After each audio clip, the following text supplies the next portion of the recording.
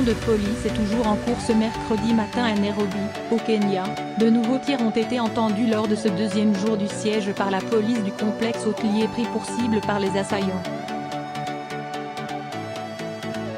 Au moins 15 personnes ont été tuées dans cette attaque perpétrée par un commando d'islamistes radicaux somaliens Shebab dans un complexe de la capitale regroupant un hôtel, des restaurants et des immeubles de bureaux, ont indiqué 2 responsables policiers.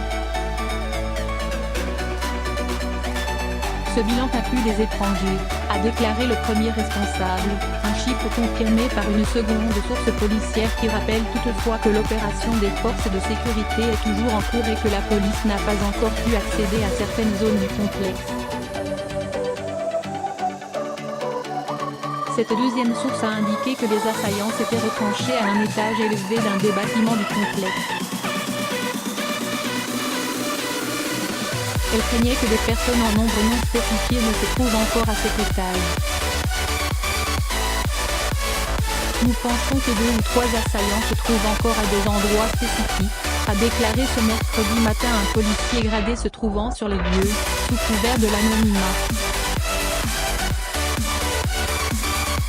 Des rescapés ont rapporté à la police que certaines personnes avaient tenté de se réfugier vers le haut de ce bâtiment pour échapper à l'attaque, qui a débuté mardi.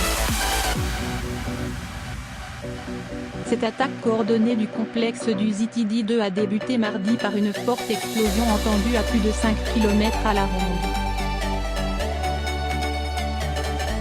L'attaque a été rapidement revendiquée par les Shebab et son modus operandi rappelle celui d'autres opérations du mouvement à Mogadiscio ces derniers mois. Une bombe explose, soit un kamikaze, soit une voiture piégée, et dans la foulée, un commando pénètre dans l'établissement visé pour faire un maximum de victimes.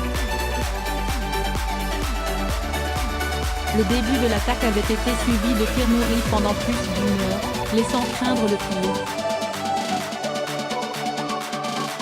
Des images de vidéosurveillance diffusées par les médias kenyans montrent 4 hommes équipés d'armes automatiques et de grenades progresser calmement dans le complexe. Les forces de police ont été à pied d'œuvre toute la nuit durant à 3h30. Un groupe d'au moins 20 personnes avait ainsi pu recouvrer la liberté, a constaté une journaliste de l'AFP. Le Kenya a déjà été la cible d'attentats djihadistes de grande ampleur. Le 21 septembre 2013, un commando islamiste a pris d'assaut le centre commercial Westgate à Nairobi, faisant 67 morts. Le 2 avril 2015, un commando a abattu de 148 personnes dans l'université de Garissa, et, pour la plupart des étudiants. Chassés de Mogadiscio en 2011, les Shebab ont ensuite perdu l'essentiel de leur bastion. Mais ils contrôlent toujours de vastes zones rurales d'où ils mènent des opérations de guérilla et des attentats suicides. Ils ont juré la perte du gouvernement somalien, soutenu par la communauté internationale et par les 000 hommes de la force de l'Union africaine en Somalie, AMISOM, à laquelle le Kenya contribue.